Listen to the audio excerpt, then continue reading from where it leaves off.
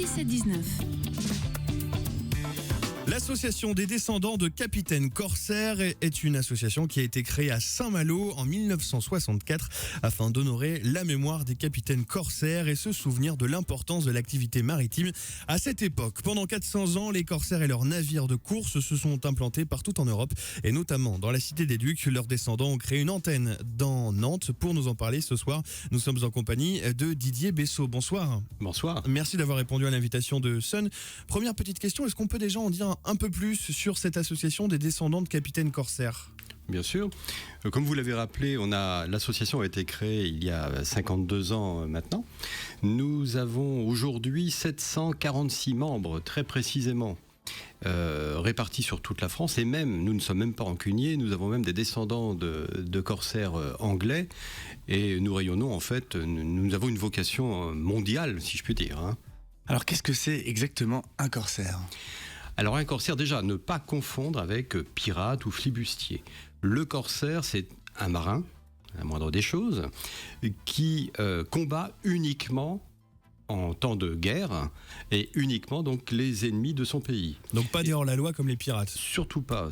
Le pirate, je termine tout de suite sur le pirate. Le pirate, quand il est pris, eh bien il est pendu haut et court, comme l'on dit, à la vergue d'un navire.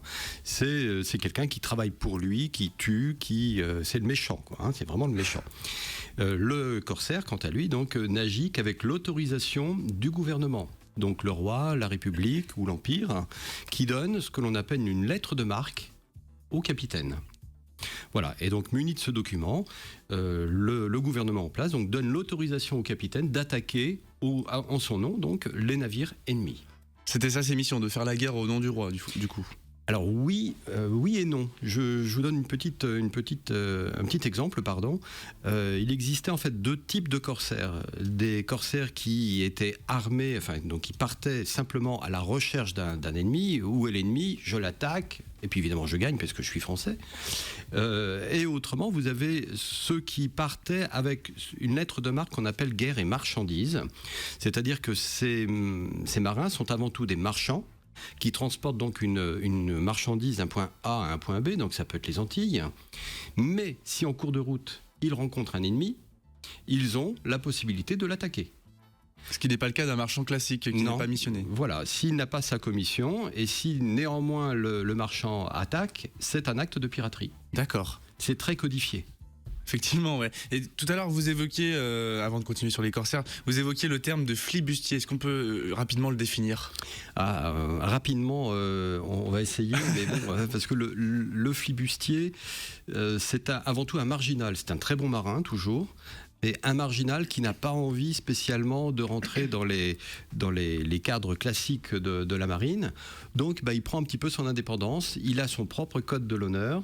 Pour vraiment schématiser un maximum, il attaque lui aussi les navires ennemis à son pays, et uniquement en temps de guerre. La grande différence, c'est que le corsaire, lui, quand il fait des prises, un tiers va au roi, un tiers aux armateurs, et un tiers aux membres de l'équipage. Alors que le flibustier, c'est 100% pour lui. Alors du coup, est-ce qu'il y avait énormément de corsaires dans la région du Grand Ouest et à Nantes ? Énormément. On s'imagine toujours, qui dit corsaire dit Saint-Malo, bien sûr, mais il y a énormément de corsaires dans tout le littoral et en Loire-Atlantique, si je peux dire, aujourd'hui. Donc là, on a fait un petit répertoire des corsaires simplement pendant les guerres de Louis XIV. On a recensé plus de 700, je ne veux pas dire 700 capitaines, mais 700 commissions en guerre ou guerre et marchandises, pendant le règne de Louis XIV. Et du coup, comment est-ce que l'activité des corsaires s'est-elle stoppée ? Comment ça s'est fait ? Alors, les corsaires, déjà le dernier corsaire est parti de Saint-Malo en 1815. Bien, je vous expliquais après, mais la guerre de course a été officiellement abolie par le traité de Paris, le congrès de Paris en 1856. Alors il y a juste, par exemple, les États-Unis qui n'ont pas signé ce document. Donc théoriquement, si les États-Unis demain veulent armer un corsaire, ils le peuvent. Bien. Mais tout simplement, la guerre de course coûtait cher aux armateurs. plus ça allait, plus les convois de marchands étaient protégés par de très gros navires de guerre. Donc les corsaires, eh bien, plus ça allait, plus ils prenaient des risques pour souvent pas grand-chose. Donc ça devenait moins rentable. N'oublions pas que les corsaires, c'est avant tout des marchands qui font une guerre économique. Alors qu'est-ce qu'ils nous ont laissé, ces corsaires ? Déjà, ils nous ont laissé des beaux noms. Si je prends Surcouf, Duguay-Trouin, Jean Bart, et puis à Nantes Jacques Cassard. Mais ils nous ont donné également un état d'esprit. Ce sont des aventuriers, des gentils aventuriers malgré tout. Gentils, je mets quand même des guillemets, parce qu'évidemment, on est amené à se battre. Forcément, voilà. Pas gentil tout le temps. Non. Mais ils font rêver. Je faisais il y a déjà quelques années le tour des écoles et pour montrer justement la différence entre corsaires, pirates, flibustiers, etc. Et un élève un jour de CM2 m'a dit « Ah, mais ce sont nos cow-boys à nous ». Je trouve que ça résume tout, quoi. Oui. Et vous êtes vous-même descendant de corsaires, c'est bien ça ? Voilà. Donc, dans ma généalogie, j'ai trouvé 8 marins qui ont été corsaires, mais donc notre association regroupe uniquement les descendants de capitaines. Et là, j'en ai qu'un, si je peux dire, ce que déjà pas mal. Alors, comment est-ce que vous avez eu connaissance de ce patrimoine généalogique ?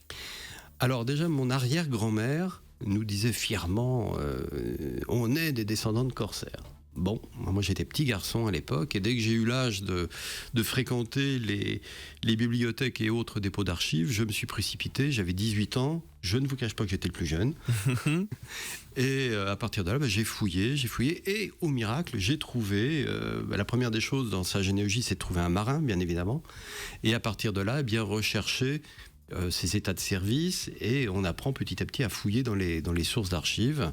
Et là, eh bien oui, j'ai trouvé un corsaire pendant la Révolution française. Donc vous baignez dedans depuis tout petit, entre guillemets. Tout petit, Est-ce oui. qu'il y a des gens qui le découvrent bien plus tard ? Ah mais complètement. Complètement. Pas plus tard que la semaine dernière, j'ai permis à une personne retraitée de retrouver un corsaire. Elle l'ignorait totalement. Dans son arbre généalogique, c'était Monsieur Landa, et puis sans savoir qu'il avait été corsaire. Alors l'adhésion, on l'a dit à l'ADCC, se fait sous condition d'être descendant de capitaine de corsaire. Quel genre de piège justifie ou quel genre d'objet justifie une descendance de capitaine corsaire ? Eh bien donc, l'ascendance plus exactement. Donc l'ascendance, il faut prouver déjà génération par génération sa filiation. Et ensuite, montrer que nous descendons bien d'un capitaine qui a reçu le fameux blanc-seing, la fameuse commission en guerre ou guerre et marchandises. Alors du coup, en parallèle d'ateliers que vous faites auprès d'élèves, vous nous en parliez tout à l'heure, vous menez aussi des travaux de recherche. Est-ce que vous pouvez nous en dire quelques mots ? Oui, parce qu'en fait, on se rend bien compte que Nantes est pas très connue comme port corsaire. Je ne nie absolument pas le passé négrier de Nantes, mais stop, quoi. Il faut parler d'autre chose également. La guerre de course, ça va peut-être faire aussi rêver. Et puis, on peut être corsaire et négrier en même temps, puisque, comme je vous le rappelais, un corsaire, c'est juste pendant une durée précise de la guerre. Et se souvenir du passé maritime, d'une manière générale du port de Nantes, qu'on soit Terre-Neuve, Cap-Ornier, corsaire ou négrier, moi, je suis pour. Je ne veux pas focaliser sur la traite. Alors justement, les projets pour la suite de l'antenne nantaise, c'est justement de révéler au grand public cette histoire, ce patrimoine des corsaires à Nantes. Oui, tout à fait. Donc on fait des dépouillements de documents d'archives, on fait des bases de données. Là, on avance petit à petit, bien évidemment, c'est long. C'est long, mais on est une équipe bien soudée et qui est prête à bien travailler. Donc là, oui, on va avoir ces bases de données à la disposition du public et puis nous allons participer à des forums d'histoire ou de généalogie et puis nous prévoyons pour 2017 un colloque à Nantes, sans doute, je l'espère, aux archives départementales. Merci beaucoup Didier Bessot d'être passé par notre studio. Je rappelle, vous êtes membre de l'antenne nantaise de l'association des descendants de capitaines corsaires. Tout l'entretien est bien sûr à retrouver très vite sur le site de Sun au www.lesonunique.com.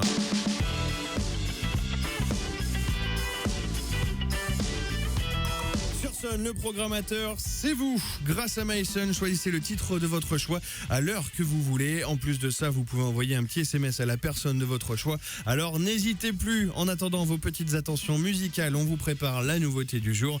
Et puis Lana Del Rey, High on the Beach, restez bien là. Le 17-19 revient juste après ça.